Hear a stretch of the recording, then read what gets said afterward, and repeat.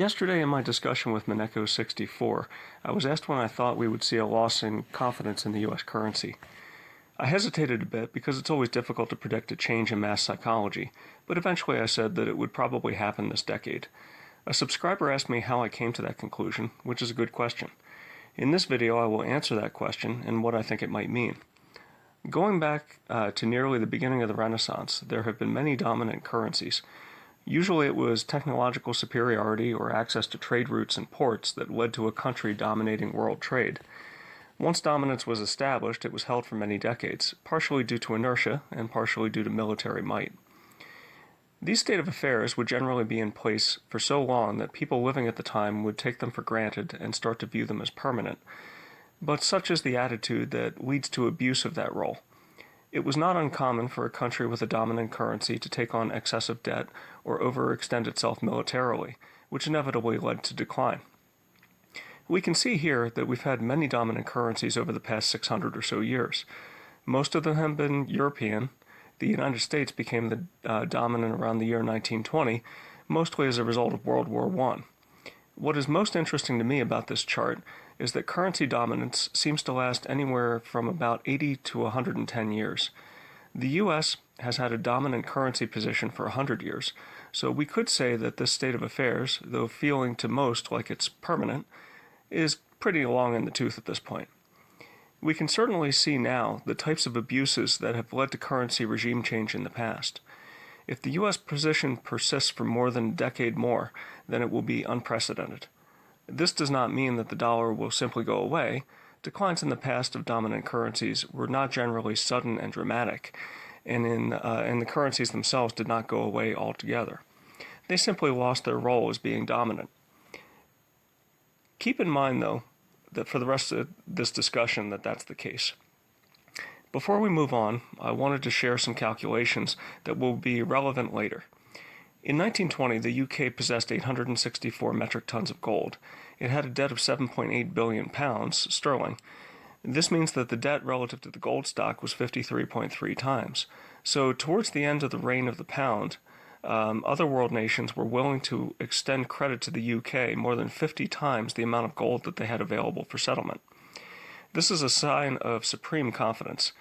Keep this number in mind for later. Let's take a look at how the U.S. position has evolved over the past century. On this slide, I show the U.S. debt in nominal terms, the weight of gold held by the U.S. Treasury, and the marked-to-market value of that gold. We can see that during the three-decade-long war era in Europe, the gold stock in the Treasury increased dramatically. As Europe tore itself apart, the U.S. became much more affluent, partly due to competing factories in Europe being destroyed, and partly due to the sale of munitions to European allies. The dollar replaced the British pound as the dominant world currency. Over this period of time, the gold stock increased by more than fivefold in weight. As this happened, the market value of gold increased along with it. By decree, the value of the dollar was fixed to gold at a set ratio of $20.67 an ounce, until in 1934 it was changed to $35 an ounce. We can see that the U.S. debt also increased over this time, primarily due to involvement in World War I and II. The increase in the gold stock allowed the debt to increase without putting too much stress on the currency. After World War II, a new international currency regime was set up with the signing of the Bretton Woods Agreement. It was decided that the U.S. dollar would be the principal, with gold in the Treasury backing the dollar, and the dollar being used as a reserve asset backing for other world currencies. This worked well for a time, until increasing debt and concern about the dollar led to redemptions and the draining of gold from the U.S. Treasury. 1971 saw a stop to the gold draining when Nixon closed the gold window. The dollar ceased being redeemable for gold, yet due to its establishment of the military-backed petrodollar, as well as the lack of a good substitute, the dollar maintained its function as the globally dominant currency. The new fiat nature of the dollar allowed the U.S. to expand its debt without draining the Treasury gold. I won't spend much time on this here because I've covered it in many other videos, but I wanted to call everyone's attention to the fact that the Treasury gold always does the job of balancing trade. By that, I mean that during the war era, the trade surplus of the U.S. resulted in gold flowing into the Treasury, Late during the Bretton Woods era, trade deficits led to the gold flowing out of the U.S. Treasury. And after Nixon closed the gold window, the U.S. gold still did an accounting, but it did so via the gold price and not the gold weight. In other words, instead of gold flowing out of the Treasury, it was the price of gold in dollars that changed. The dollar would weaken relative to gold to keep things in check.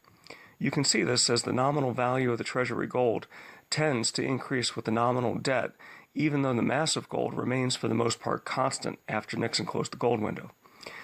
This has led to one of my favorite metrics for valuing gold in terms of dollars, which is the ratio of U.S. debt to the market value of U.S. Treasury gold.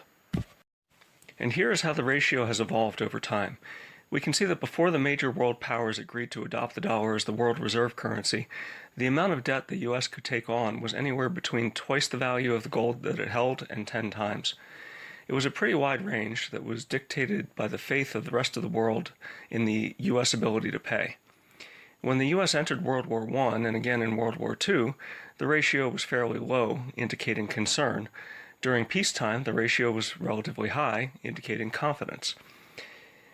Then after Bretton Woods, we see the debt of the U.S. take off relative to U.S. Treasury gold as confidence increased.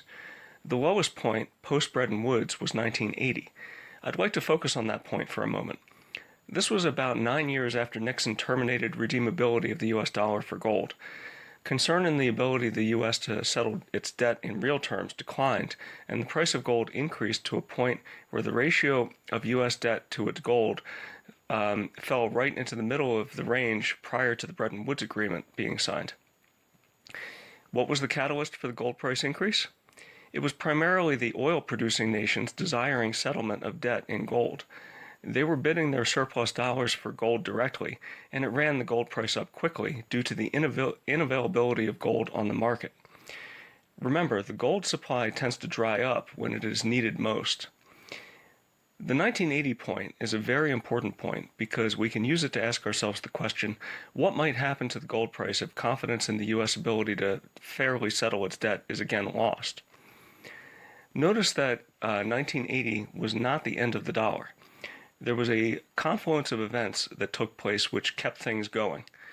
Paul Volcker, the chair of the Federal Reserve at that time, increased interest rates dramatically to make the currency more attractive for investors. In addition, 1980 saw the beginning of a major innovation that would change the world forever. No, I'm not talking about the proliferation of the personal computer, though that is certainly important. What I'm referring to is the explosion in over-the-counter and electronic trading of gold futures contracts. The rapid expansion of such contracts allowed OPEC countries, who ran steep surpluses and wanted gold settlement, to accept commitments to supply future gold. These countries weren't dumb. They knew that the dollar system served them well, so long as it lasted, but they also wanted to make sure that they got paid. Accepting future payment in gold, which the futures market allowed, took pressure off of the physical gold market. It allowed the dollar system to continue to work, and meanwhile assured the oil-producing nations that they could obtain the money that they ultimately wanted, which Nixon made very difficult to obtain only 9 years before in exchange for dollars. So now let's ask ourselves how realistic it is that a 1980 event might happen again, and how realistic it is for the dollar to lose its dominant position. Remember the United Kingdom? They had the dominant world currency up to about the year 1920. Do you remember the relationship between the debt and the gold stock? I placed this in light blue in the upper left-hand corner, where their debt position relative to their gold stock stood in 1920. It was 53.3. Does this look similar to you of where the U.S. currently stands? It sure does to me. And remember, there was also a period of time of about a decade when in Great Britain the currency was not redeemable for gold. This started in 1914 and ended in 1925. Essentially, Great Britain was forced to reestablish the discipline of gold. But the main point here is that the level of confidence in the U.S. right now is about the same as the level of confidence the world had in the U.K. just prior to the U.K. losing their dominant currency position. Another point that I would like to call to your attention is the 1980 point. In this year, which saw stress on the U.S. dollar, the rise in gold in various currencies was recapitalizing balance sheets everywhere in all countries. The UK, no longer being dominant, saw their level of debt relative to their gold stock fall to 1.3, a level much lower than 5.6 seen in the US. But that is to be expected. The US still had a special status, whereas the UK did not. The 1.3 level in the UK was much more akin to levels seen in the US prior to its establishment of dominance. So this leads to the obvious question. If confidence is lost in the current means of payment settlement, and gold again does its accounting, which it has done many times in the past, what might we see in terms of the gold price in dollars? What would happen if the gold futures market no longer retains credibility, and those who demand gold in ultimate settlement lose faith that they can actually get the gold? The numbers are a little shocking, but I think we're well served by keeping them in mind. Should gold recapitalize the world and the dollar still retain its dominance, we might see a 1980 event once again. This would cause nearly a tenfold increase in the price of gold. Is this an obscene increase? Maybe. But don't forget that in the 1970s, the price of gold increased by about that much, and we're starting now from a more extreme level. And this assumes that during the corrective phase of the U.S., that the U.S. does not issue any more debt. Is that likely? I don't think so.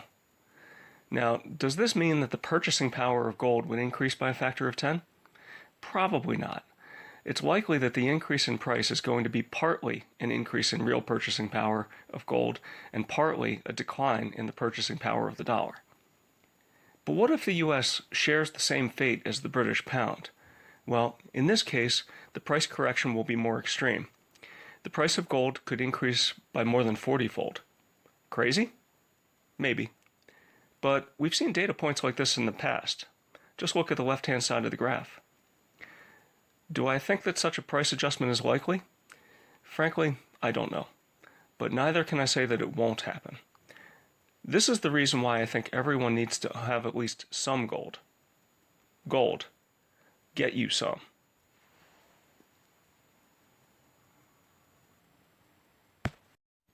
Yesterday in my discussion with